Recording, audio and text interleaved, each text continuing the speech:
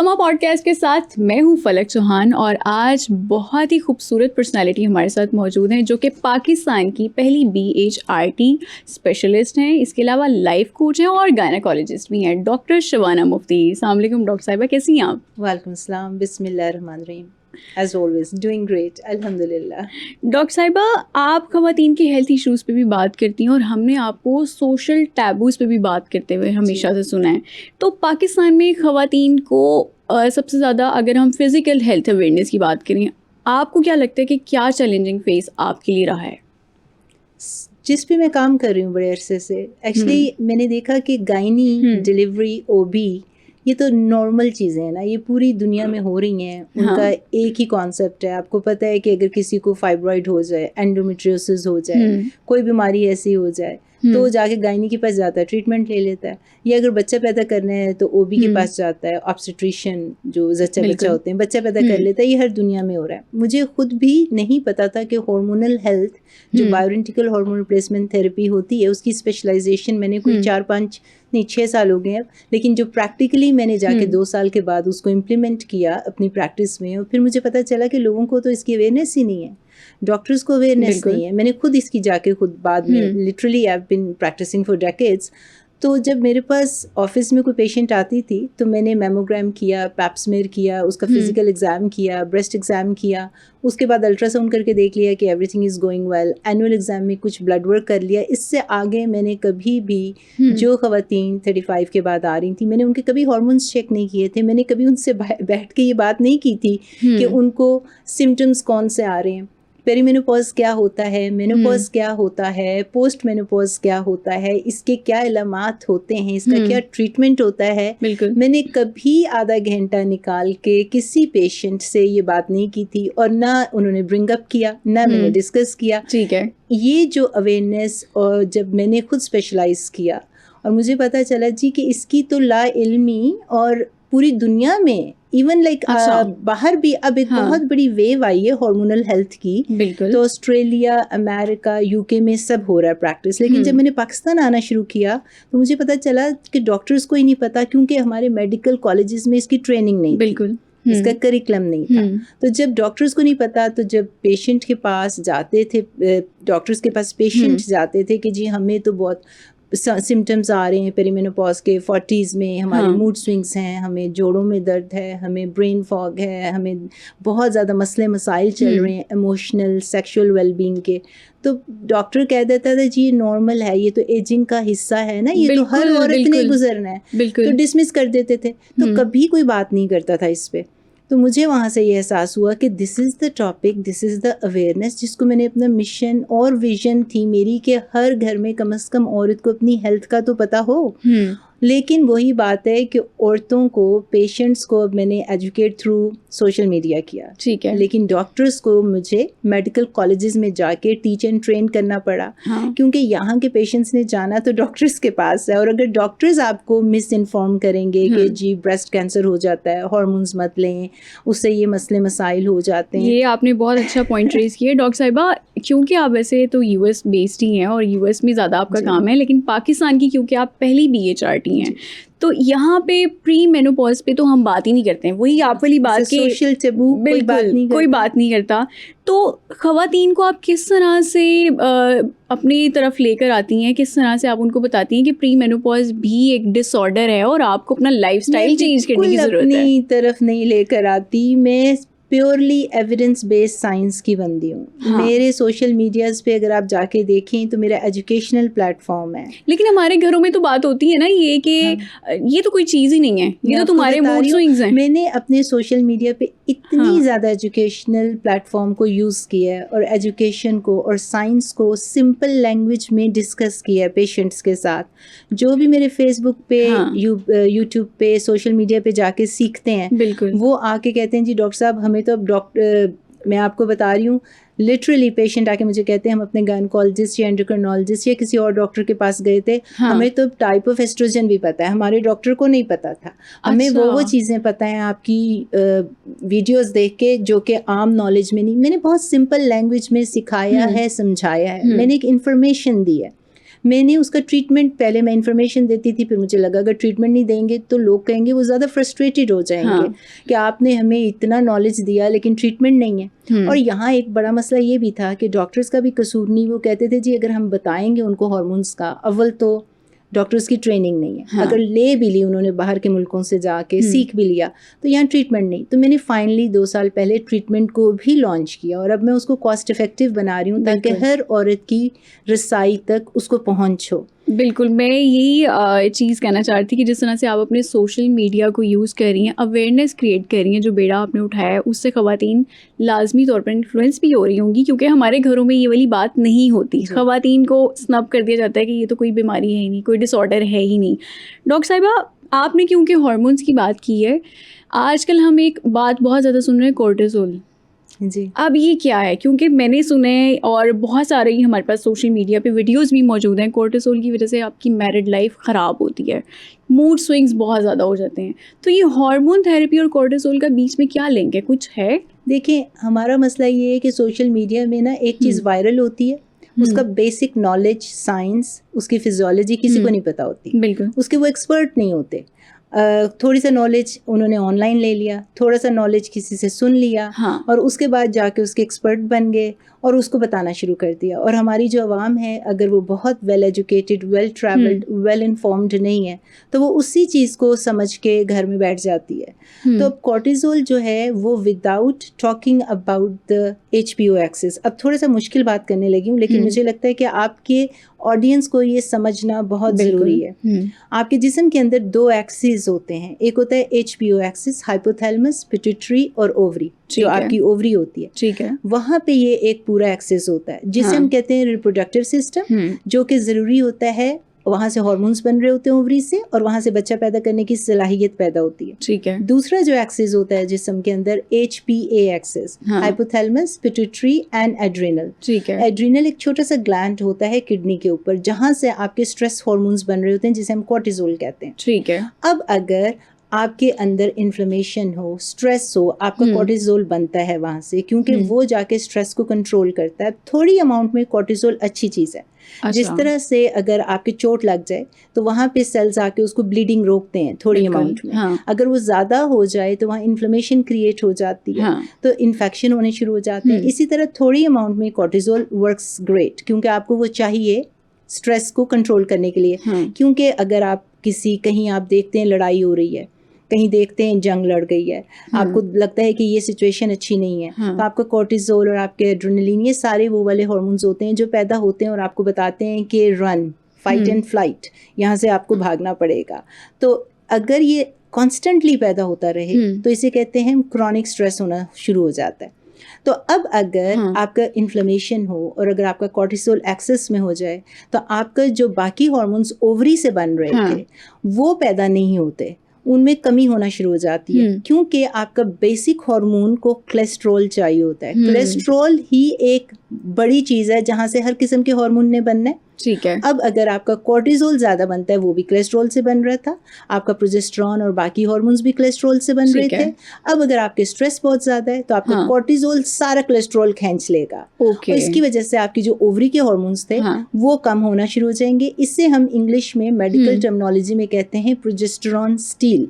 ठीक है। जिसका ये मतलब हुआ कि अब आपके जो प्रोजेस्टेरॉन और टेस्टोस्टेरॉन वगैरह थे ओवरी के अंदर वो कम हो गए, आपका रिप्रोडक्टिव एक्सिस खराब होना शुरू हो गया और आपका जो स्ट्रेस का एक्सिस है वो ज़्यादा से ज़्यादा होना शुरू हो गया। ठीक है। तो ये दोनों इंटरकनेक्टेड हैं। सो बहुत मुश्किल हो रही है, मेडिकल टर्मिनोलॉजी में यूज़ कर रही हूँ आपके ऑडियंस के लिए, लेकिन मुझे लगता है कि अगर ये बेसिक साइंस, और मैं बहुत आसान लैंग्वेज में बता रही हूँ, अगर उनको नहीं समझ आएगी तो आधी इन्फॉर्मेशन, जिस तरह आधा सच खतरनाक होता है ना, नहीं हम डॉक्टर साहब से पूरा सच सुनेंगे। तो अब अगर ये आपको स्ट्रेस रहता है, इन्फ्लेमेशन रहती है, तो आपके ओवेरियन एक्सिस भी खराब होता है। मैं ये स्ट्रेस पे ही आना चाहूँगी। डॉक्टर साहिबा, हमारे यहाँ रिश्तों में देखा गया इमोशनल हेल्थ का ख्याल नहीं रखा जाता, स्पेशली ख़वातीन की यहाँ पे बात करूँगी।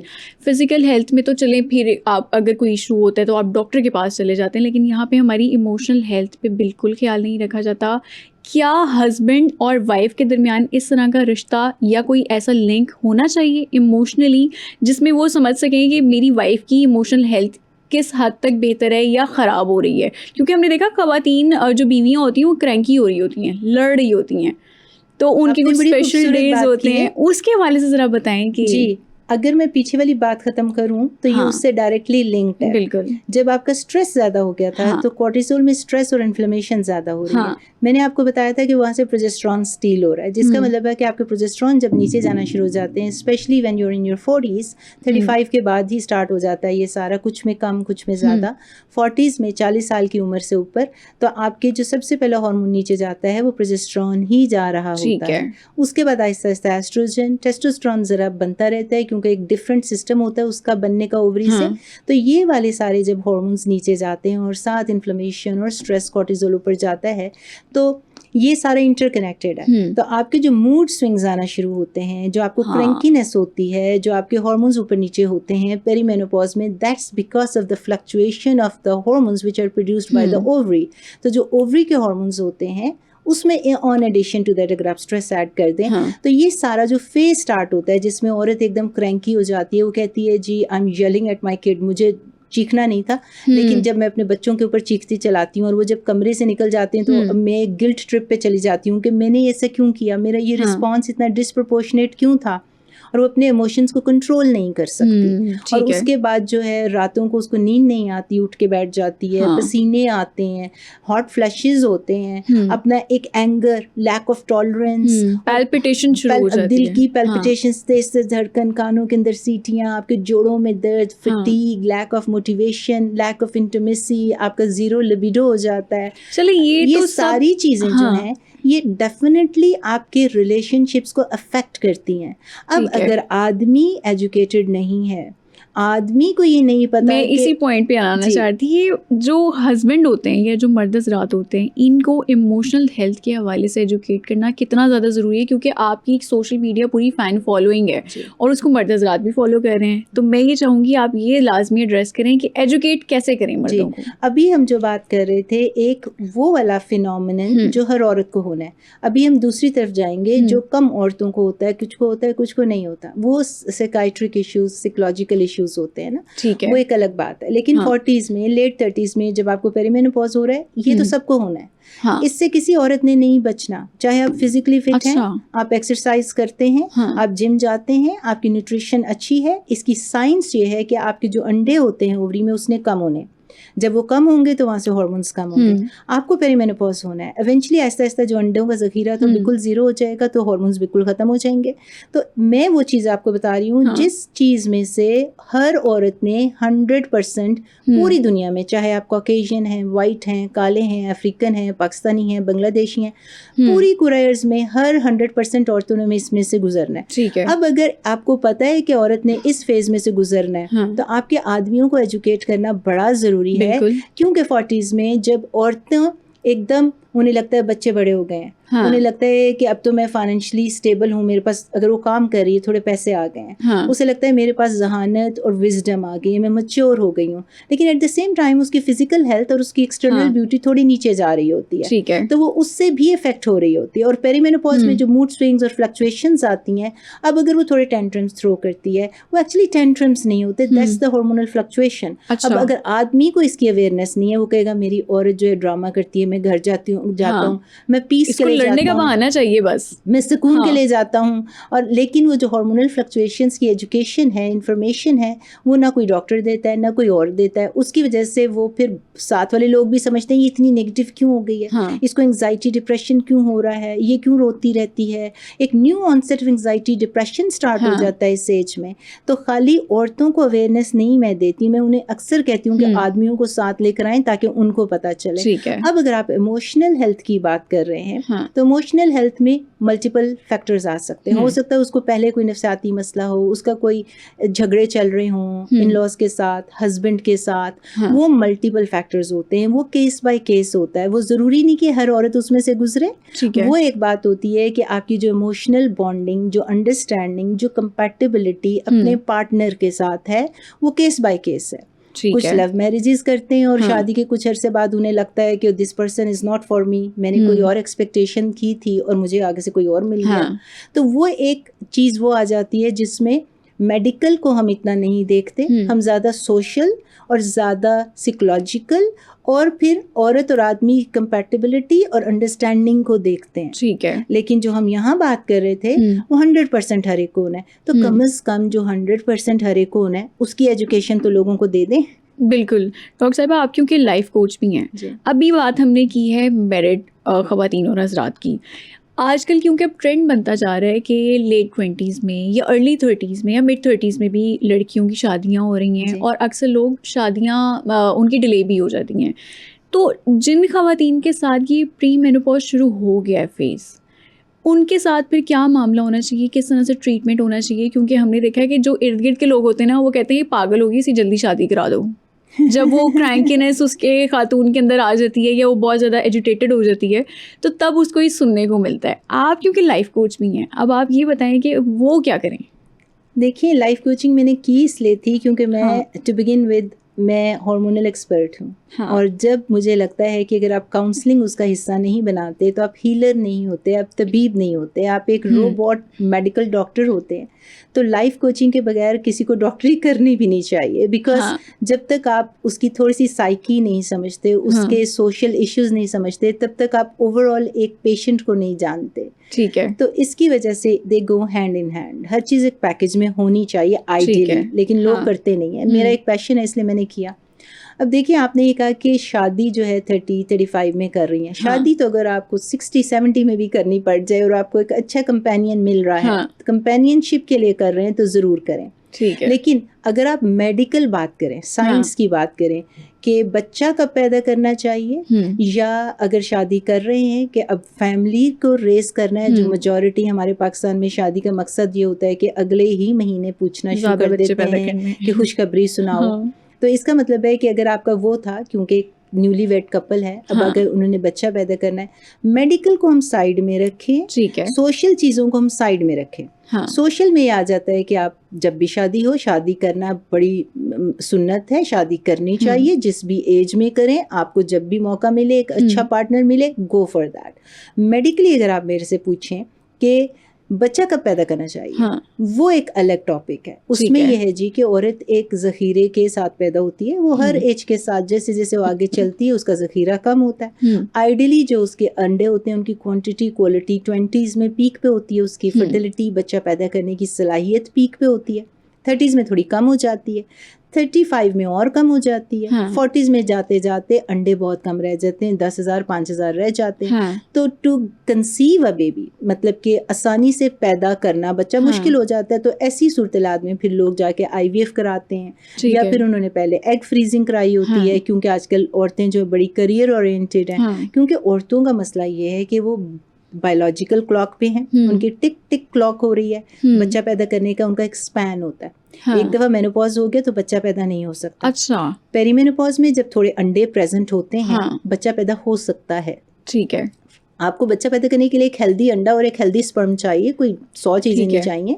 लेकिन मसला ये है कि आहिस्ता आहिस्ता पैदा होने का जो शरह है वो कम हो जाती है। इसका मतलब नहीं कि नहीं हो सकता, ठीक है, लेकिन मेनोपॉज हो जाए तो बिल्कुल ख़त्म हो गया। डॉक्टर साहिबा, कता कलामी की माज़रत, यही बीच में एक पॉइंट आगे रखूँगी आपके कि फिर कौन सी एज ब्रैकेट होती है, क्योंकि हमने देखा कि 30s की आप बात करी हैं, 35 की बात करी हैं, 40s की भी बात करी हैं, तो pregnancy as soon as early कितना कर लेना चाहिए, थोड़ा टाइम फ्रेम बता दें। वैसे तो आपने बताया मेनोपॉज और प्री मेनोपॉज के साथ, क्योंकि हमने देखा कि बॉलीवुड की अक्सर हीरोइंस, जिसमें कटरीना कैफ भी हैं, ऐश्वर्या राय भी हैं, वो उनकी सबकी प्रेगनेंसी हमने देखा 40s में हुई है जी। तो अब आप पाकिस्तानी ख़वातीन की अगर बात करें तो उसमें प्रेगनेंसी का क्या टाइम फ्रेम होना चाहिए? अगर तो पाकिस्तानी ख़वातीन कटरीना कैफ हैं और सोशल मीडिया पे हैं, क्योंकि लेट मैरिजेस का तो हो गया कि लड़की पढ़ रही है, लड़की ने करियर बनाना है। देखिए, किसी का मुंह लाल देख के अपने मुंह पे थप्पड़ मार मार के लाल नहीं कर लेना चाहिए, लेने के देने ना पड़ जाए। रियल लाइफ जो होता है ना, reality check is very different. ठीक है। जब आप देखते हैं कि सोशल मीडिया पे लोग अपनी पिक्चरें लगा रहे हैं फूड की, अपनी वेकेशन की, उनकी इनर लाइफ देखें तो उनको बिल्कुल। बाहर से वैलिडेशन चाहिए होता है, अंदर से खोखले लोग होते बिल्कुल हैं। बिल्कुल। जो लोग पुरसकून होते हैं उनको बाहर की तस्वीरों, बाहर की वैलिडेशन की ज़रूरत नहीं होती। ठीक है। अब अगर आपको पैसे मिलते हैं पतला दुबला खूबसूरत लगने के, हाँ और आपने न्यूट्रिशनिस्ट भी रखा हुआ है और आप कतरीना कैफ हैं, तो यू कैन डू एनीथिंग। ठीक है, ठीक है। आपका लाइफस्टाइल जो है वो हाँ। करोड़ों में कमा रहे हैं। बिल्कुल। अगर उनको IVF भी कराना पड़ गया एक लेट एज में, क्योंकि वो एक करियर क्लॉक पे हैं। हाँ करियर क्लॉक भी तो होता है ना आपका, जब बिल्कुल। जवानी थोड़ी सी ढलेगी तो आपको हीरोइन नहीं, आपको बैक सीट पे जाना पड़ेगा। करेक्टर रोल कौन करना पसंद ये तो हम करता फंसे हैं, बायोलॉजिकल क्लॉक और करियर क्लॉक। तो ये दोनों चीजें हैं। आम हाँ। खवातीन जो कि नहीं है कोई सुपरस्टार, हाँ। या हम एवरेज की बात करें ना, हम एक ग्राफ की बात करते हैं तो हम 98% की बात करते हैं, हम ठीक है। 2% इधर 2% इधर की बात हाँ। नहीं करते। इसकी वजह से जी मेरी दादी नानी जो है 50 साल की थी, उसका बच्चा पैदा हो गया था, वेरी गुड, उसके जेनेटिक्स अच्छे थे, उसके अभी मेनोपॉज नहीं हुआ था, उसका मेनोपॉज 55 में होना होगा। ठीक बट है। कितनी दादियाँ नानियाँ हैं हाँ। जो 50 में जाके बच्चा पैदा करती हैं। यहाँ पे एक बड़ी मज़े की बात है जो अभी एक्चुअली मैं कल भी एक पॉडकास्ट में बता रही थी कि 40s में बच्चा पैदा करने की शरह कम हो जाती है क्योंकि अंडे कम हो गए। बिल्कुल। इसके ऊपर कोई दो राय नहीं है। और ठीक जब है। अंडे कम हो जाते हैं हाँ। वो दोबारा पैदा नहीं कर सकते। आप आदमियों की तरह स्पर्म हर महीने पैदा नहीं होते, बिलियंस एंड बिलियंस में उनके पैदा होते हैं। ठीक है। और वो डिफरेंट है, उनकी एक मैन्युफैक्चरिंग फैक्ट्री चलती रहती है। औरत की फैक्ट्री एक अंडों के जरिए के साथ पैदा हुई और ख़त्म हो गई। ठीक है। उसी स्पैन में उसने बच्चे बनाने, तो बायोलॉजिकल क्लॉक हम इसी को कहते हैं। 40s में जाके जब उनके अंडों की कमी होती है तो उनके ब्रेन से एक सिग्नल जाता है ओवरी को, वो जाके ओवरी को खटखटाता है ऐसे, वो जाके कहता है कि तुम क्यों नहीं हार्मोन्स बना रहे, मुझे हार्मोन्स चाहिए। ओवरी से हार्मोन्स पैदा होते हैं। जब वो एकदम शूट करेंगे तो कभी कभी एक अंडे की बजाय 2 या 3 अंडे भी फर्टिलाइज हो सकते हैं। अच्छा। तो एक बच्चे की बजाय आपको जुड़वा बच्चे, ट्रिपलेट्स, क्वाड्रुपलेट्स किसी तरह भी हो सकता है। इसका ये मतलब नहीं है कि वो औरत हेल्दी है तो उसके जुड़वा हो गए या ट्रिपलेट्स हो गए। उसका मतलब था कि वो जो एक जिस IVF में भी ज़्यादा चांसेस होते हैं, मल्टीपल जेस्टेशन इसे कहते हैं, कि वो जब इतनी ज़ोर से जाके दरवाज़ा खड़खड़ाते हैं तो दरवाज़ा एकदम खुलता है ज़्यादा, तो वहाँ से मल्टीपल जेस्टेशन हो जाती है। लेकिन आपके जो अंडे थे वो कम हो रहे थे। और बाय डेफिनेशन इन मेडिसिन 35 के बाद हम उसे कहते हैं एडवांस्ड मैटरनल एज, जिसका मतलब होता है जब हमारे पास ये बच्चियाँ आती हैं हम उन्हें कहते हैं कि अब आपकी जो प्रेगनेंसी है उसमें डाउन सिंड्रोम, बच्चे के एबनॉर्मल होने का खतरा, या उसमें प्री एक्लेम्सिया, ब्लड प्रेशर ऊपर जाने का, डायबिटीज़ होने का, ये खतरे बढ़ जाते हैं। इसकी वजह से उनके बार बार अल्ट्रासाउंड कराते हैं और उनको बताते हैं कि प्रीटर्म लेबर या ऐसा कोई मसला ना हो जाए, तो you have to be very careful. लेकिन अब अगर औरत हेल्दी है, फिजिकली फिट है, उसको कोई डायबिटीज़, ब्लड प्रेशर, कोई और मसला नहीं है, तो औरतें आजकल 45 में भी बच्चा पैदा कर रही हैं। मुझे ये मत आप समझें कि बच्चा नहीं पैदा, जब तक आपके पास अंडे हैं आपको एक हेल्दी अंडा चाहिए। लेकिन जो इंसिडेंस है कंसेप्शन या प्रेगनेंसी का चांस कम हो जाएगा। और जो प्रेगनेंसी होगी वो उसमें थोड़ा सा हमें ज़्यादा विजिलेंट होना शुरू हम हो जाएंगे कि औरत की प्रेगनेंसी ठीक रहे, उसको कोई मसला ना हो जाए। हम ज़्यादा टेस्टिंग कराएंगे उसकी। लेकिन मेनोपॉज हो गया तो नहीं होगा। अब इसमें एक बड़ी इंपॉर्टेंट बात है, मैंने अभी प्रैक्टिस में देख रही थी खातून, मेरे पास 36 ईयर ओल्ड आई और उसको मेनोपॉज हो गया। मेनोपॉज इसको कहते हैं प्रीमेच्योर ओवेरियन फेलियर। पहले दुनिया में 1% था, 4-5% इसका खतरा हो गया हुआ है, यानी कि टाइम से पहले मेनोपॉज हो गया। जो चीज़ आपको 50 साल में होनी थी आपको पहले हो गई। जब अंडे खत्म हो गए, मेनोपॉज हो गया 36 साल में। अब मैंने उसको डायग्नोसिस दिया तो उसने कहा डॉक्टर साहब मेरी तो शादी होने वाली थी। तो अब अगर मुझे मेनोपॉज हो गया तो मैं बच्चा नहीं पैदा कर सकती क्या? आप मुझे हार्मोन्स दे दें, बायोरेंटिकल, मेरी वापस आ जाएगी हेल्थ। तो bioidentical hormone replacement therapy is the treatment of menopause and perimenopause, जिसमें हम हार्मोन्स वापस करते हैं जो नेचुरल हार्मोन होते हैं, आपकी हेल्थ अच्छी रहे, ताकि आने वाली बीमारियां, हड्डियों की बीमारियां। तो इसका सक्सेस रेट कितना होगा इस थेरेपी का? जब बायोरेंटिकल हम देते हैं तो हम उसकी क्रॉनिक इलनेस जो 20 साल में उसकी हड्डियों की बीमारियां, हार्ट डिजीज आनी थी, मेमोरी लॉस होना था, उसको रोक देंगे।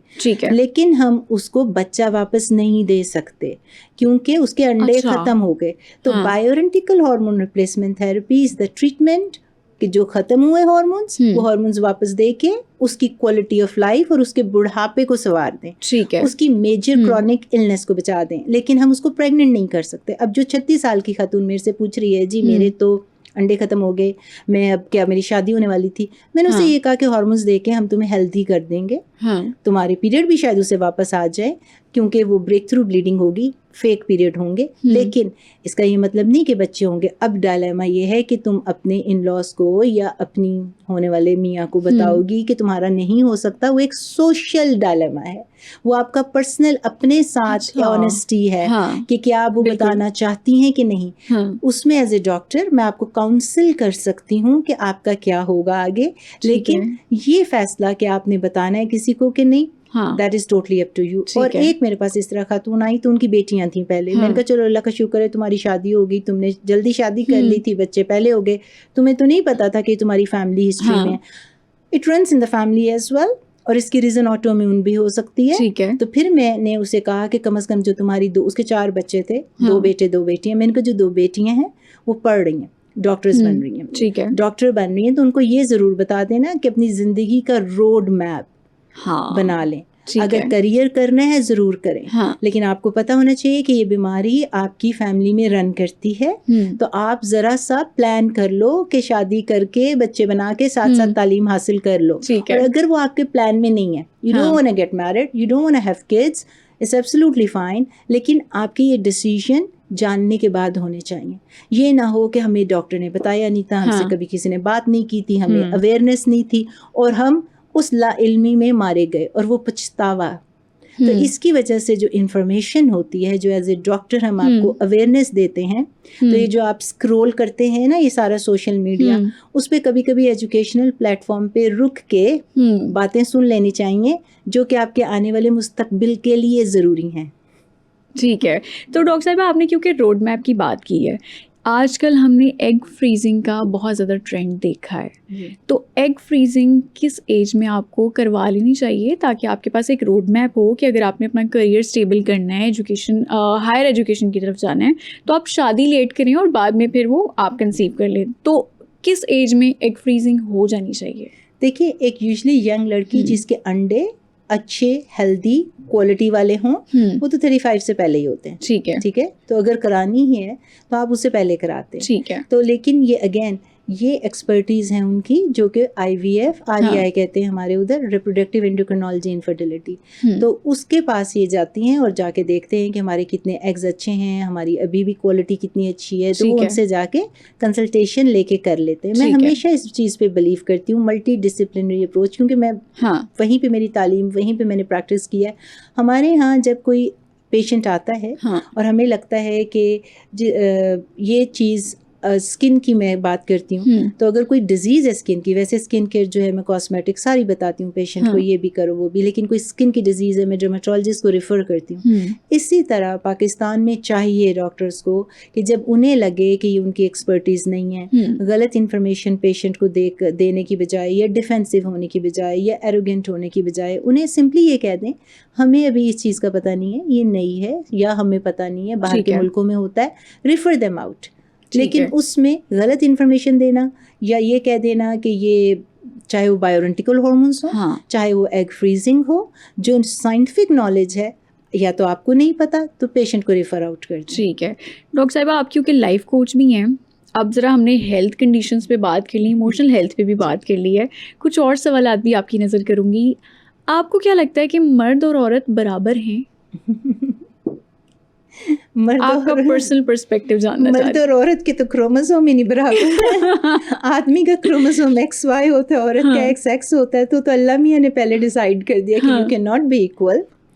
औरत और आदमी, जिस तरह से अभी हमने इतनी लंबी बात की कि औरत को तो पहले ही अल्लाह ने बता दिया कि वो बायोलॉजिकल क्लॉक पे, आदमी को बायोलॉजिकल क्लॉक दी नहीं।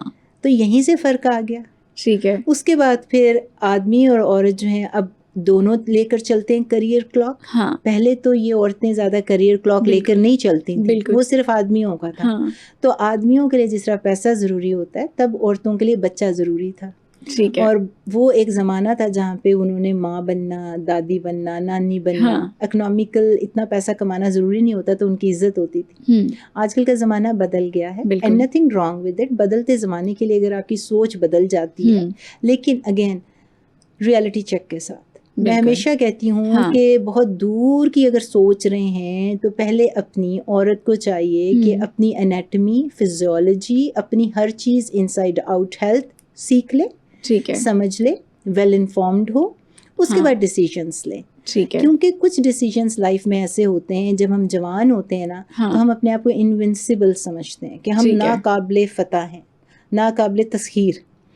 तो उसमें जो है हम कुछ ऐसे डिसीजंस ले लेते हैं जब आप 20s में होते हैं या इवन 30 से पहले हाँ। कि हमारी तो हेल्थ भी अच्छी है, हमने अभी पढ़ना है, अभी हमने लिखना है, हमने करियर लेकर चलना है। कोई भी फैसला ज़िंदगी में करें तो पहले सेल्फ अवेयरनेस होना ज़रूरी ठीक है। ताकि बाद में पछतावा ना हो। तो आदमी और औरत का सबसे बड़ा फ़र्क ये है कि आदमी किसी भी किस्म की क्लॉक के ऊपर नहीं है, वो कभी भी कुछ भी कर सकता है। बढ़ती एज के साथ अगर उसके हार्मोन्स थोड़े कम भी हों तो उस तरह से कम नहीं होते जिस तरह पॉज का मतलब होता है ख़त्म हो जाना। मेंस्ट्रुएशन ख़त्म हो जाना, अंडे ख़त्म हो जाना, ये औरतों के साथ होता है, आदमियों के साथ नहीं होता। कुछ लोग मैंने देखा है सोशल मीडिया पे बड़ा वो वायरल होने के लिए कि एंड्रोपॉज भी, वो that's not a medical terminology. वो सिर्फ ये है कि थोड़े से आदमियों का थोड़ा टेस्टोस्टेरोन कम हो जाता है तो वो उसको बड़ा हाइप अप कर रहे होते हैं कि हम औरतें बंदे इक्वल हैं। अलबत्ता अगर सेरिब्रल कैपेसिटी की बात करें कि आप पढ़ लिख के कोई जॉब कर सकते हैं तो यस एब्सोल्युटली औरतें भी हर वो काम कर सकती हैं, क्योंकि आजकल मशीनों का दौर आ गया। पहले आपके जो केवमैन थे गारों में रहते थे तो आदमियों ने जाके हंटिंग करनी थी ना, आदमियों ने नेज़ा चलाना था। जब जंगें होती तो आदमी सिपहसालार होते थे, औरतें आमतौर पे सिर्फ दारू दवाई कर रही होती थी, तो औरतें इतनी फिजिकली स्ट्रांग नहीं होती। आजकल जो है मशीनें चलती हैं तो मशीनों की वजह से औरतों को अब जो है मशीनों की मदद ले लेती हैं, so they can do the same work जो कि फिजिकल पावर उनको इतना मैटर नहीं करती। ठीक है, चलिए ये तो साबित हो गया कि मर्द और औरत को आप बराबर नहीं समझनी, चाहे वो मेडिकल टर्म्स पे आप हमें बताएं या फिर सोशल टर्म्स पे बताएं। डॉक्टर साहिबा, ये क्यों कहा जाता है कि औरत की कमाई में बरकत नहीं होती? जी, आपको ऐसा लगता है? देखिए, जब औरत के ऊपर कोई मजबूरी डाल दी जाए ना, तो उसमें कैसे बरकत रह सकती है?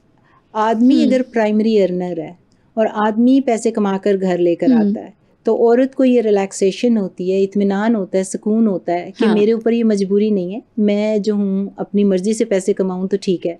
लेकिन if she starts wearing the pants, जिसका ये मतलब है कि उसको पैसा मजबूरी के तहत कमाना पड़ जाए, तो बाहर भी काम कर रही है, घर आके घर का भी काम कर रही है, तो उससे तो डबल काम होगा ना। उसकी नींद पूरी होगी, वो फटीग्ड हो जाएगी, मस्कुलर वो पहले इतनी नहीं है, फिजिकली वो आदमी की तरह इतनी स्ट्रांग नहीं है, तो वो क्रैंकी हो जाएगी। फिर उसके ऊपर मेडिकल स्टेजेस आनी है, एजिंग की, पेरीमेनोपॉज की, मेनोपॉज की, इमोशनल हेल्थ जो है सारी, तो ये सारी पैकेज में होता है। अगर हम सिर्फ एक जुमले को पकड़ के बैठ जाएं कि उसकी बरकत नहीं है कमाई में, तो बरकत तो हर कमाई में जो हलाल है और जिसका अच्छी तरह से आप सर्व करते हैं, अपने बच्चों के ऊपर पैसा कमा रहे हैं, उसमें बरकत ही बरकत होगी। लेकिन जब औरत के ऊपर ये जिम्मेदारियां डाल दी जाएं तो उसका जो मेंटल वेलबींग, उसका जो इमोशनल वेलबींग होती है वो खराब होती है, वो क्रैंकी हो जाती है। तो फिर जो काम उसने अच्छे सुकून से करना होता है ना, और उसके ऊपर ये बोझ डाल दिया जाए तो औरत इस बोझ के लिए नहीं बनी हुई।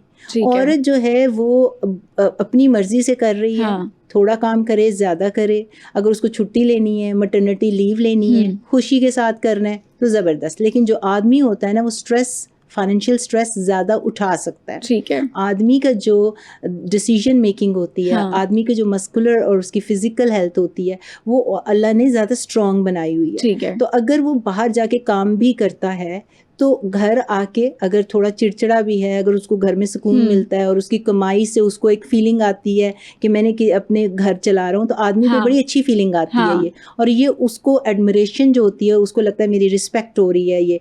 लेकिन औरत जो है ना, जब ऐसे काम करना शुरू कर देती है, अनलेस एंड अनटिल कि वो बड़ी ही वेल बैलेंस्ड किस्म की बनती है, लेकिन औरतें इतना अच्छा बैलेंस लेकर नहीं चलती। जब उनको ज़बरदस्ती ये कहा जाए कि जी अब तुम बाहर भी कमाओ, तो घर में भी काम करो, तो बरकत कहाँ से आएगी? तो आप फिर फेमिनिस्ट हैं या नहीं है? फेमिनिस्ट का क्या मतलब है? फेमिनिस्ट का ये मतलब हर बंदी को फेमिनिस्ट होना चाहिए। फेमिनिस्ट का ये मतलब है कि जी आप अगर सारे ये सोच रहे हैं कि मैंने अगर पीएचडी की है और तुमने भी पीएचडी की है, तो मेरी मेरिट की बेस पे मुझे ये जॉब मिलनी चाहिए। ठीक है? तो एब्सोल्युटली अगर आप सेरिब्रल कैपेसिटी कि मुझे ये मेरे में अहलियत है तो मुझे ये जॉब मिलनी चाहिए। ठीक है। तो ये फेमिनिस्ट की बात होती है। लेकिन अगर आप ये कहना शुरू कर दें कि औरत और आदमी की बायोलॉजी एक जैसी होती है, औरत और आदमी के काम एक जैसे करने चाहिए, तो आदमी कब बच्चा पैदा कर सकता है? तो फेमिनिज्म कहाँ से आ गई इसमें? मुझे ये बताएं कि औरत आदमी के जॉब्स फ़र्क हैं। अगर एक डाकू घर में आता है तो औरत कुर्बानी देने के लिए आगे आ जाएगी, ठीक है, क्योंकि हाँ। उसको मैटरनल इंस्टिंक्ट है उसके अंदर। लेकिन आदमी जो है लड़ने के लिए पहले आगे आता है, क्योंकि वो फिजिकली पावरफुल होता है। तो रोल्स बड़े फर्क है। रोल्स जब इतने फर्क हैं उनकी फिजियोलॉजी और एनाटॉमी की बेस पे, तो फेमिनिज्म का कॉन्सेप्ट मेरे ख्याल बड़ा गलत समझ लिया गया है। यहाँ पे बात होती है मेरिट की, इक्वालिटी की। हाँ। और लेकिन उसमें भी अगर एक स्टेप आगे चला जाए तो रियलिटी चेक में ये होता है कि जब मैंने देखा है और बहुत रिसर्च ने प्रूव किया है कि जब औरतें मेनोपॉज में जाती हैं, अब हम इस वर्ड को इतना बोलते हैं और मैंने इतनी अवेयरनेस दे दी है कि सारे कहते हैं डॉक्टर साहब यही बताती रहती हैं, फिर भी लोगों को समझ नहीं आती। डॉक्टर साहब लेकिन आपकी इस टाइम ख्यालात मुझे ना खलीलुर रहमान कमर से काफी मिलते जुलते नजर आ रहे हैं। खवातीन आपसे वैसे नाराज तो नहीं होती इस चीज मेरे से क्यों नाराज होंगी? दे लव मी, दे रिस्पेक्ट मी। मैं ये बात ये नहीं कर रही कि औरतों को रिस्पेक्ट ना करो। चेक दे रही हैं आप। मैं औरतों की रिस्पेक्ट तो मैं कहती हूँ जितनी माँ की है, बेटी की है, किसी की भी रिस्पेक्ट नहीं है। मैं खुद वर्किंग लेडी हूँ, मैं कैसे किसी को ये कह सकती हूँ कि काम ना करो। ठीक है। And I make tons of money by the वे।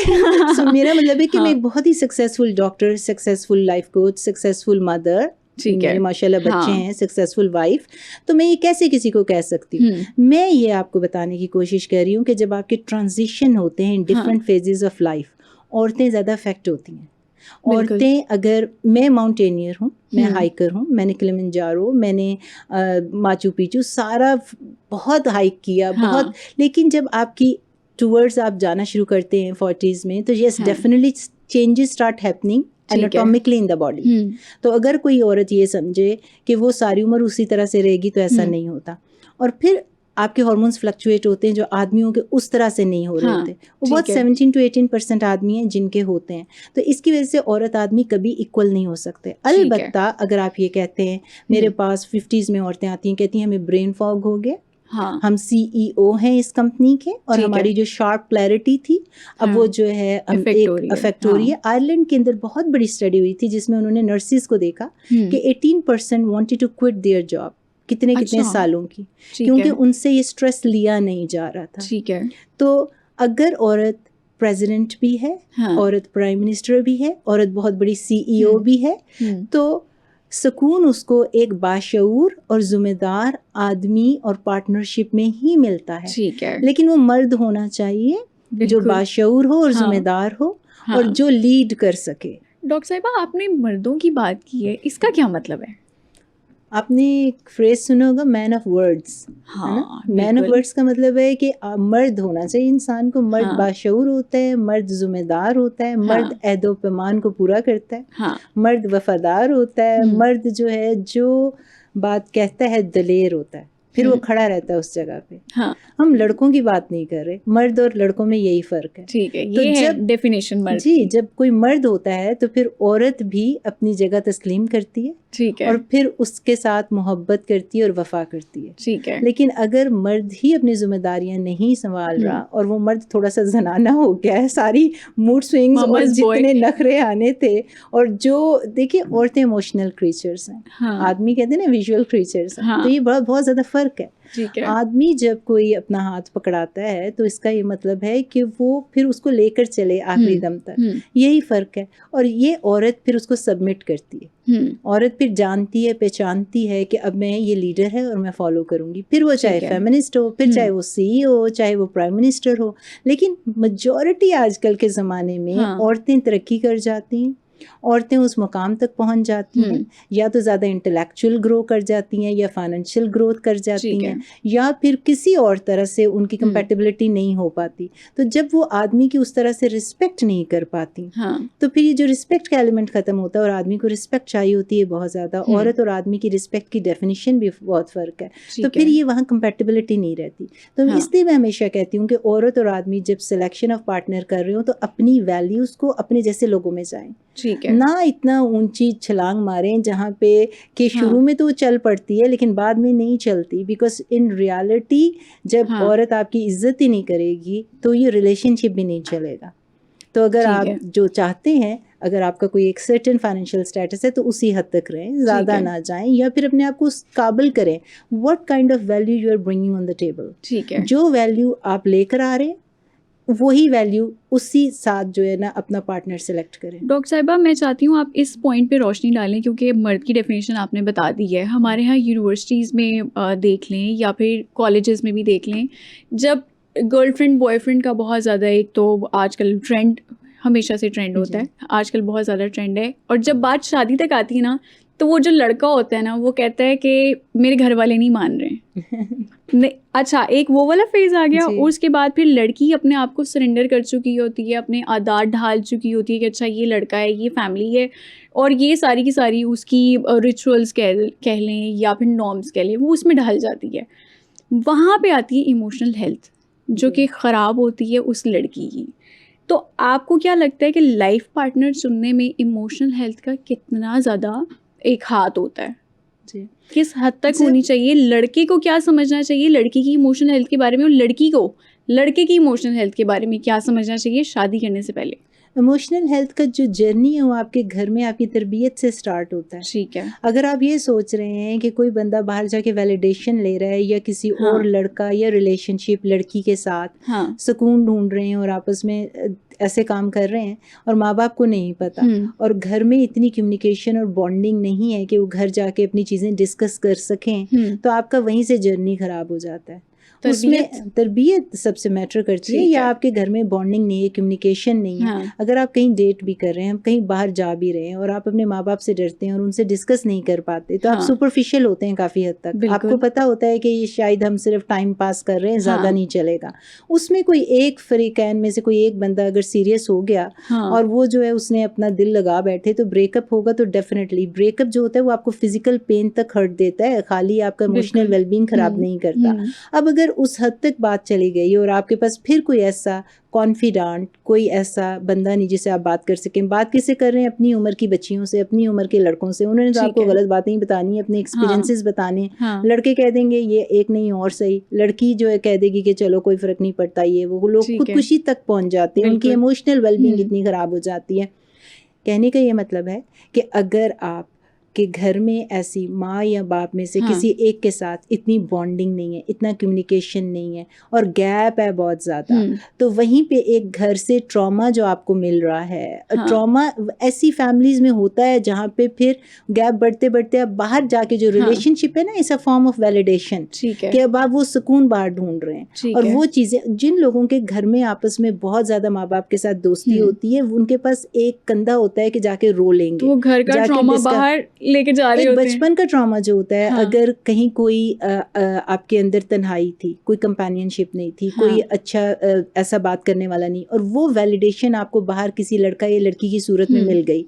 एक तो होता है कि सिर्फ चलो थोड़ी सी इन्फैचुएशन होगी जिस तरह बच्चों को हो जाती है कि कोई अच्छा लग गया आपने, लेकिन जब आप इतने ज़्यादा इन्वॉल्व हो जाते हैं शादी से पहले ही किसी के साथ और आपके घर में किसी को नहीं पता, टू बिगिन विद वहाँ से आपका सफ़र ख़राब होना शुरू हो जाता है, क्योंकि आपने वो चीज़ें नहीं देखी जो आपके बुज़ुर्ग देखते हैं। आपने उसके घर की फैमिली, उसकी वैल्यूज़, उसका आगे फ्यूचर कुछ नहीं देखा। और जब शादी हो जाती है तो खाली जो है शक्ल मैटर नहीं करती, वज़न मैटर नहीं करता, वैल्यूज़ और जो बेसिक फाउंडेशन होती है घर की, नेचर मैटर करती है कि वो लड़के की तरबियत किस घर में हुई थी। तो जब ये दिल टूटते हैं, दिमाग साथ साथ टूटते हैं, खाली दिल और दिमाग का बहुत ज़्यादा कनेक्शन होता है, तो उसमें ये मैं हमेशा कहती हूँ कि ये जो आपका जर्नी स्टार्ट हुआ है ना, कि इवन आप इस तरह के रिलेशनशिप्स में जाते हैं, अगर घर में आपकी जो है बहुत ज़्यादा दोस्ती है अपने माँ बाप के साथ, तो आपकी काफ़ी हद तक बचत हो जाती है कि आप इस तरह के रिलेशनशिप्स भी डिस्कस कर लेते हैं। लेकिन माँ बाप ने आजकल बहुत ज़्यादा गैप रखा हुआ है कि बच्चे आके इस तरह की बातें ही नहीं करते, तो फिर वो जब ऐसे सूरत हालात में फंस जाते हैं, चाहे टेम्प्रेरी फंसे या बहुत स्ट्रांगली फंसे, उसके बाद जाके जो है वो खुद ही गलत डिसीजंस लेना शुरू कर देते हैं और उनके पास कोई थेरेपिस्ट भी नहीं होता। आजकल थेरेपी भी महंगी और जो दे रहे होते हैं उससे भी कोई फ़र्क नहीं पड़ता। बिल्कुल। डॉक्टर साहिबा, टाइम की क्योंकि किल्लत है और आपसे एक और चीज़ जानना चाहूँगी, क्योंकि आप अमेरिकन बेस्ड हैं, यूएस में रहती हैं और आपका सर्कल भी बड़ा है, तो पाकिस्तान की ख़वातीन की तरफ से कोई आते हैं कि हमारा रिश्ता बाहर करवा दें, या उधर के लड़के कह रहे हों कि अच्छा पाकिस्तान की किसी लड़की से हमारा रिश्ता करा दें? क्या रिक्वायरमेंट्स होती हैं इनकी? कुछ अब कभी ऐसा फील हुआ या एक्सपीरियंस हुआ? बहुत पहले कभी जब होता था कि कोई आपस में बहुत, जब मैं सोशलाइज करती थी, अब तो इतना ज़्यादा मेरा एक मिशन विजन है जहाँ पे मेरा इतना लोगों के साथ इंटरेक्शन नहीं हो रहा, मोर प्रोफेशनल हो रहा है। जब से मैंने टीचिंग ऑफ डॉक्टर्स में गई हूँ, हाँ। कॉन्फ्रेंसेस, टेबल टॉक्स में होता है मेरा सारा। पहले जब होता था तो होता था कोई रिश्ते का कहते हैं, लेकिन मेरा ख्याल है कि अब ज़माना बड़ा ग्लोबल हो गया है। हाँ। और पाकिस्तान भी बड़ा आगे चला गया हुआ है कि उनको अब शायद करियर के लिए बाहर जा रहे होते हैं, और जो मेडिकल कॉलेजेस में होते हैं या कोई इस तरह कॉलेजेस में प्रोफेशनल बच्चे होते हैं, उनका हाँ। पहले ही आपस में होता है, उनको ज़रूरत नहीं पड़ती, करियर के लिए लोग बाहर जा रहे होते हैं। ज़्यादा शादी वाला चक्कर अब नहीं रह गया। मेरा ख्याल है वो पहले होता था, माँ बाप को काफ़ी हद तक समझ आ गई है कि जिस तरह के वहाँ के लोग नहीं चाहते कि कल्चरल डिफरेंस हो या वैल्यूज़ का फ़र्क हो, क्योंकि जो जिस तरह से आपकी ट्रेनिंग होती है घर की, वो बड़ा मैटर करता है। तो आपका अगर तरबियत वहाँ की है और आप उसको ला के पाकिस्तान या पाकिस्तान की है जाके बाहर, लेकिन ग्लोबल वर्ल्ड होगी, लोग आपस में ही कर लेते हैं शादियाँ, मतलब इतना वो ज़माना अब थोड़ा बदल गया, आई थिंक थोड़ा मॉडर्न हो गया। अच्छा डॉक्टर साहिबा, पाकिस्तानी खवातीन के कौन कौन से चैलेंजेस आप इस टाइम देखती हैं जिस पे आप खुद भी सर पकड़ के बैठ जाती हैं कि ये क्या क्या मसले हैं पाकिस्तानी खवातीन के? मेरे ख्याल है यहाँ क्लास डिफरेंस बहुत ज़्यादा हो गया हुआ है, फाइनेंशियल स्टेचर बहुत फ़र्क है लोगों का आपस में। उस इकोनॉमिकल डिफरेंस की वजह से कुछ तबकात की खवातीन वो करना चाहती हैं जो वो अफोर्ड नहीं कर सकती, ठीक है, या वो जो सोशल मीडिया की वजह से देखती हैं कि फ़लाँ के पास ये बैग है या वो चीज़ है, तो they want to live the same life. ये एक सर्टन एज में होता है, और जब थोड़ी एज बड़ी हो जाती है तो उसके बाद उनका जो ज़्यादा फ़र्क आना शुरू हो जाता है वो यही होता है कि जी हमारी अपने हस्बैंड से नहीं बनती, या हस्बैंड वफ़ादार नहीं है। ये बहुत ज़्यादा कॉमन कंप्लेन है। तीसरी चीज़ ये होती है कि अपनी हेल्थ के ऊपर उन्होंने पहले ध्यान नहीं दिया होता। ठीक है। बहुत ज़्यादा जो होता है वो बाकी चीज़ों में इन्वॉल्व होती हैं, बच्चों में, इन लॉज में, सोशल कल्चर ऐसा है हमारा। तो ये जो पूरा फैब्रिक है उसमें एक्सरसाइज करना, अपने वज़न को उठाना, जो वेट लिफ्टिंग होती है, अच्छी न्यूट्रिशन, डाइट, सप्लीमेंट्स, अपने हार्मोन्स का ख्याल रखना, अपनी इमोशनल फिज़िकल वेलबींग का ख्याल रखना, इतनी अवेयरनेस नहीं है। और जब तक आती है काफ़ी हद तक उनको इन्फ्लेमेशन, उनका स्ट्रेस, उनके जोड़ों का दर्द, उनका सारी चीज़ें ख़राब हो गई होती हैं। और वो अक्सर कहती हैं कि जी हमें तो पहले पता ही नहीं था। और अब तो खैर काफ़ी ज़्यादा अवेयरनेस मैं भी क्रिएट कर रही हूँ, और सोशल मीडिया भी इज़ आउट देयर, जिसने हासिल करनी है वो कर सकता है। लेकिन ओवरऑल मुझे लगता है पाकिस्तानी जो ख़वातीन हैं, एक दूसरा उनके एडवाइज़र्स और किन दोस्तों के साथ बैठती हैं, ये भी बड़ा मैटर करता है। सो मैं हमेशा उन्हें कहती हूँ कि अपनी कंपनी थोड़ी सी well read, well informed, well travelled रखें। बिल्कुल। तो उससे उनको काफ़ी फ़र्क पड़ता है उनकी मेंटल हेल्थ में, उनकी फ़िज़िकल हेल्थ में। डॉक्टर साहिबा, आजकल क्योंकि व्यूज़ के और रेटिंग्स के बहुत ज़्यादा हम दौड़ में लग गए हैं, और हमारे यहाँ एंकर्स ऐसे हैं कि वो पागल ही हो गए हैं कि वो इस तरह के बोल्ड टॉपिक्स पे, जब उनकी कमांड भी नहीं है, ऐसे गेस्ट भी बुला लेते हैं और फिर वो टॉपिक डिस्कस कर रहे होते हैं। आपको क्या लगता है कि ये चीज़ कितनी ज़्यादा ख़तरनाक है हमारे माशरे के लिए? मुझे लगता है कि ये ख़तरनाक से भी ज़्यादा ख़तरनाक है। इसकी बहुत बड़ी वजूहात हैं कि जो हमारे जैसे जो पलंदे ऑफ डिग्रीज के साथ फिजा अली को हमने देखा, और उसके बाद फिर हमने देखा कि बाकी एंकर्स भी कर रहे हैं, सहर चावला ने भी किया है। तो किस तरह से देखती हैं आप? देखिए, मैंने मैं आपको ये बताने लगी थी कि जब मेरी जो बैकग्राउंड है, मेरी मदर अल्लाह मियां उनको जन्नत नसीब करे, वो टीचर एजुकेशनिस्ट थी। हमारा पूरा ख़ानदान डॉक्टर्स का, टीचर्स का, ठीक है। तो हमारी जितनी भी एक टीचर की, डॉक्टर की, एक जिसका ताल्लुक़ तालीम व तदरीस से है, जितनी भी हम छूट ले लेना, हमारा ये पीछे आ जाते हैं। लाइक नहीं, वी कैन डू दैट। हमारे बाउंड्रीज होते हैं, लिमिट्स होते हैं। तो कभी कभी मैं उनके एक्चुअली शो पे भी गई, बड़े शोज़ में मैं जाती हूँ, तो ऊपर जो कैप्शंस दे देते हैं, हेडर्स दे देते हैं काट काट के, वो बड़े अजीब व गरीब से दे देते हैं। आपका भी एक मेरे ख्याल से शो है डॉक्टर अफान कैसर के साथ, वायरल तो हो गया था, चलो कोई फ़र्क नहीं पड़ता मुझे भी व्यूज़ मिल गए। लेकिन मसला ये है कि जो रियल नॉलेज होता है, उसके साथ इनजस्टिस हो जाता है। When I talk about hormones, I talk about the health of the women, लेकिन उसको उन्होंने इतना सेक्सुअल कॉन्टेक्स्ट दे देते हैं कि वो पूरा मैसेज मर जाता है। और फिर जो फैमिली होती है, जो औरत या आदमी, उसके रिलेशनशिप्स, जो कि बहुत ज़्यादा फैब्रिक है इस सोसाइटी का, जिसके ऊपर वो खड़ा हुआ है रिलेशनशिप, लेकिन वो उसको इतना गंदा रंग चढ़ा देते हैं कि लोग समझते हैं कि ये जी रेटिंग आ जाएगी, लेकिन मैसेज एजुकेशनल, साइंटिफिक, मेडिसिन का मर जाता है उसके अंदर। तो ये हम लोगों के लिए बहुत ज़्यादा चैलेंजिंग हो जाता है। मैंने तो अपनी टीम को कहा जी कि अगर तुम्हें 10 व्यूज़ आते हैं ना, इंटेग्रिटी ऑफ कैरेक्टर, तुम 10 व्यूज़ पे खुश रहो। ये 10 वो लोग हैं जो मुझे सुनना चाहते हैं, ये 10 वो लोग हैं जो मेरे साथ लॉयल हैं, ये 10 वो लोग हैं जो मुझे दुआएं देते हैं। इसके आगे मुझे कुछ नहीं चाहिए। अगर मैंने व्यूज़ के लिए करना है ना, तो मैं भी कोई थोड़ा सा घूम लूँगी, गा लूँगी, कुछ कर लूँगी,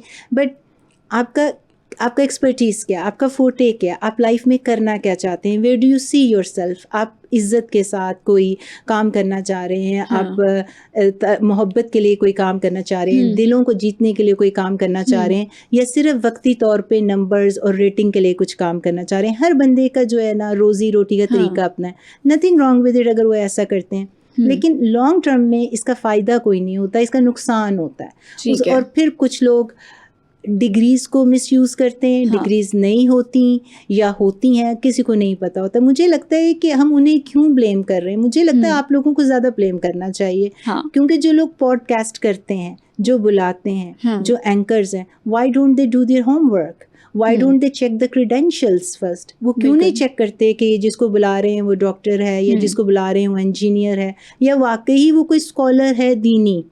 तो आप लोगों को पकड़ना चाहिए, ना कि उन लोगों को जो आके बोल रहे हैं। डॉक्टर साहिबा, मैं आपकी डिग्री वाली बात को ही आगे लेके चलूँगी। हमारे यहाँ ना अक्सर शोज़ में हम बुलाते हैं हर्बलिस्ट को जी।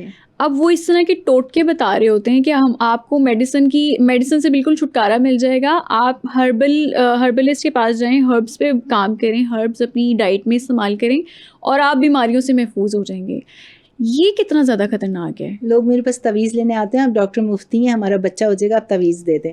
सीरियसली? अच्छा। मैं ये कह रही हूँ कि उस तरह के काम शुरू करूँ तो वो बच्चा भी हो जाएगा तवीज़ से। प्लेसिबो इफेक्ट कहते हैं इसे। देखें, वेरी ऑथेंटिक साइंटिफिक नॉलेज आपको दे रही हूँ। पेरीमेनोपॉज से बात कर लेते हैं, जो मेरी एक्सपर्टीज़ है। जब औरत 40s में जाती है उसको अलामात आते हैं, जोड़ों में दर्द होता है, मूड स्विंग्स होते हैं, फटीग होती है, सेक्सुअल डिज़ायर कम है, यूरिन इन्फेक्शंस होते हैं, सारे उसको बीमारियां होती हैं, रातों को नींद उड़ जाती है, एंग्जाइटी, डिप्रेशन, पैल्पिटेशंस। तो इस टाइम पे उसके अंडे कुछ मौजूद होते हैं। ठीक है। तो मैं हमेशा ख़वातीन को कहती हूँ कि आप chia seed, flax seed, hormones को रेगुलेट करने के लिए मोरिंगा या कोई शतावरी पाउडर या प्रिमरोज़ वगैरह लेना है तो ज़रूर लें। उसके साथ अपनी डाइट को सही करें, क्योंकि अभी आपके पास हार्मोन्स प्रेजेंट हैं। ये चीज़ें इस्तेमाल करेंगे, कोई बहुत ज़्यादा एविडेंस बेस्ड साइंस नहीं है, अभी इस पर रिसर्च हो रही है, बट दे डू वर्क। तो सर्टेन अमाउंट तक ना, but that's not the treatment. इसे हम कहते हैं सप्लीमेंटेशन। ट्रीटमेंट नहीं छोड़ना मतलब सप्लीमेंटेशन, एडजंक्टिव थेरेपी। जिस तरह हम कहते हैं आप एक्सरसाइज करें सारी उम्र, लेकिन एक्सरसाइज से ज़रूरी तो नहीं ना कि अब जिम गोर्स जो इतने एक्सरसाइज फनाटिक होते हैं उनको भी तो कैंसर हो जाता है, उनको हार्ट अटैक भी हो जाते हैं। तो इसका ये कार्डियक अरेस्ट हो जाते हैं। इसका ये मतलब तो नहीं है, लेकिन आपने एक्सरसाइज करनी है, आपने स्लीप के ऊपर काम करना है, आपने अपने स्ट्रेस को कम करना है, मेडिटेशन करनी है, योगा करनी है, वेट उठाने हैं, supplements vitamin D, omega 3, magnesium सब लेना है। लेकिन पोटेंसी ऑफ, बात सीधी सच्ची किया करें, पोटेंसी ऑफ ऑल दीज जड़ी बूटियाँ is 2 to 3% as compared to the hormonal treatment which is 100%। ठीक है। तो अगर आप ट्रीटमेंट ले रहे हैं तो ट्रीटमेंट इज ट्रीटमेंट, लेकिन उसको डॉक्टर की सुपरविजन में लेते हैं। मैं तो ये भी कहूँगी, अगर कोई घर का टोटका आपके लिए काम कर रहा है तो मैं उससे आपको क्यों रोकूंगी, अनलेस एंड अनटिल वो आपके लिए कोई खतरा है। तो इसकी वजह से खतरे वाली चीज़ें ना लें। लेकिन अगर आप ये कह के दे रहे हैं कि इससे आपकी बीमारियां ख़त्म हो जाएंगी, ये ट्रीटमेंट है, शर्तिया इलाज है, तो please mind it, that's a wrong information, that's a miss information. आप अगर अंडर ओथ हैं और अगर आप अपने आप को डॉक्टर कहते हैं, चाहे आप न्यूट्रिशनिस्ट हैं, चाहे आप हर्बलिस्ट हैं, एविडेंस बेस्ड साइंस की बात किया करें। उसमें आप ये कहें कि इस सर्टेन एज में it does help to a certain extent, लेकिन you still need to see a doctor. ठीक है। बहुत शुक्रिया डॉक्टर शबाना मुफ्ती। आज हमने डिटेल डिस्कशन की है, इमोशनल हेल्थ पे भी बात की है, फिजिकल हेल्थ पे भी बात की है। और अगर आपका कोई सवाल है डॉक्टर शबाना मुफ्ती से तो आप कमेंट्स में हमें बता सकते हैं, हम दोबारा उनके साथ एक सिटिंग रख सकते हैं। फलक चौहान को दीजिए इजाज़त, अगले एपिसोड में कुछ और स्टोरीज़ के साथ दोबारा मुलाकात होगी। तब तक के लिए अल्लाह हाफिज़।